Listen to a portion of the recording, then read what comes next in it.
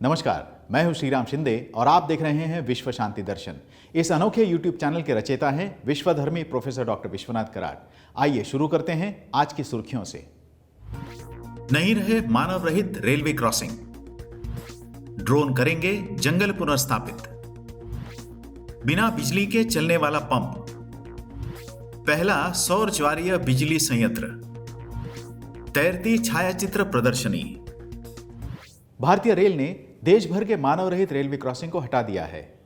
अब देश के हर रेलवे क्रॉसिंग पर 24 घंटे निगरानी होगी। विश्व के सबसे बड़े रेलवे नेटवर्क में से एक भारतीय रेल अब अनमैन्ड लेवल क्रॉसिंग यानी मानव रहित रेलवे क्रॉसिंग से मुक्त हो गया है। सभी मानव रहित क्रॉसिंग को भारतीय रेलवे के ब्रॉडगेज नेटवर्क से हटा दिया गया है। इसके साथ ही इस रेलवे नेटवर्क पर क्रॉसिंग को खत्म करने की दिशा में भी तेजी से काम किया जा रहा है। 2014 से 2022 के दौरान हर साल 676 मानव संचालित क्रॉसिंग को बंद कर दिया गया, जबकि 2009 से 2014 की अवधि के दौरान यह आंकड़ा प्रति वर्ष 199 था। मानव संचालित क्रॉसिंग को खत्म करने के कार्य में तेजी लाने के उद्देश्य से कई उपाय अपनाए जा रहे हैं। वनों को पुनर्स्थापित करने में मदद कर रहे हैं नए ड्रोन। डालते हैं एक नजर। दुबई की एक कंपनी खोए हुए जंगलों को फिर से लगाने में मदद करने के लिए विशेष ड्रोन विकसित कर रही है।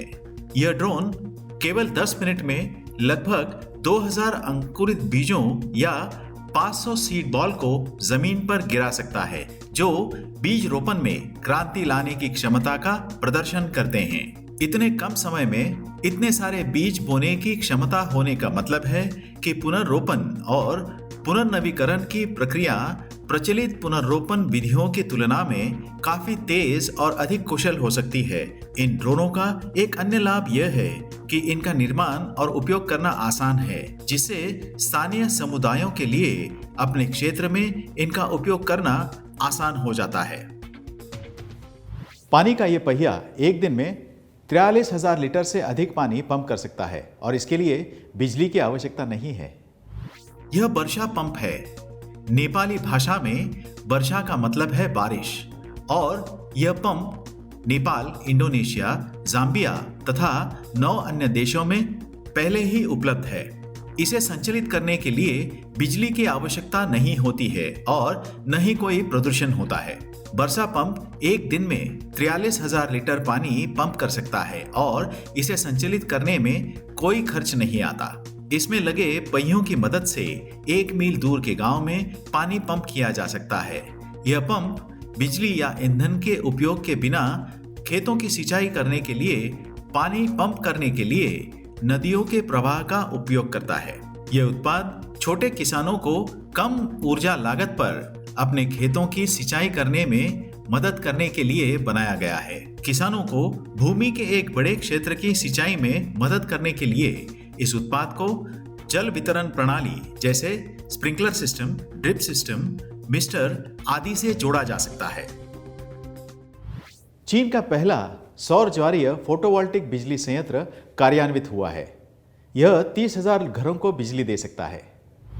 पूर्वी चीन के जेजियांग प्रांत के वेनलिंग शहर में बिजली पैदा करने के लिए सौर और ज्वारीय ऊर्जा दोनों का उपयोग करने वाला चीन का पहला हाइब्रिड ऊर्जा बिजली स्टेशन पूरी तरह से शुरू हो गया है। यह परियोजना बिजली उत्पादन के लिए पूरक तरीके से 2 हरित ऊर्जा स्रोतों का दोहन करने की दिशा में देश के नवीनतम दृष्टिकोण को चिन्हित करती है। 100 मेगावाट की स्थापित क्षमता के साथ यह बिजली संयंत्र अक्षय ऊर्जा के उपयोग के लिए अधिक स्थिरता सुनिश्चित करता है। चूंकि सौर ऊर्जा की आपूर्ति रुक कर होती है और सूरज ढलने पर अनुपलब्ध होती है, इसलिए ज्वार की लहरें रात के दौरान बिजली की आपूर्ति करके इसकी जगह ले सकती हैं। इम्फाल में आयोजित की गई है देश की पहली झील के पानी पर तैरती छायाचित्र प्रदर्शनी। लेते हैं ज्यादा जानकारी। मणिपुर के इम्फाल में पहली 3 दिवसीय फ्लोटिंग मतलब पानी पर तैरती छायाचित्र प्रदर्शनी का आयोजन किया गया है। लोकतक झील में शुरू हुई यह प्रदर्शनी झील पर एक विशेष रूप से निर्मित फ्लोटिंग प्लेटफॉर्म पर रखी गई है और किनारे से लकड़ी के पुल के माध्यम से इस पर पहुंचा जा सकता है। यह पहली बार है कि केंद्रीय संचार ब्यूरो द्वारा 50 से अधिक वर्षों के इतिहास में इस तरह की व्यवस्था का प्रयास किया गया है। प्रदर्शनी में 88 मणिपुरी भाषा के क्रिएटिव्स और 11 अनसुने मणिपुरी स्वतंत्रता सेनानियों के क्रिएटिव प्रदर्शित किए गए हैं। गर्मियों में जब बर्फीले पहाड़ पिघल जाते हैं तो ध्रुवीय भालू अपना भोजन कैसे पाते हैं, आइए जानते हैं जाते जाते। ध्रुवीय भालू सील और अन्य खाद्य स्रोतों का शिकार करने के लिए थोड़े समय के लिए पानी के भीतर गोता लगाने के लिए जाने जाते हैं। हाल ही में इनमें से एक जीव ने इस प्रजाति के सभी ज्ञात गोताखोरी के रिकॉर्ड्स तोड़ दिए हैं। आमतौर पर गोता लगभग 30 सेकंड का रहता है। हालांकि ध्रुवीय भालू का 1 मिनट और 12 सेकंड के लिए पानी के नीचे रहने का रिकॉर्ड दर्ज किया गया है। इसी के साथ आज के संस्करण में यहीं पर रुकते हैं। देखते रहिए विश्व शांति दर्शन। धन्यवाद।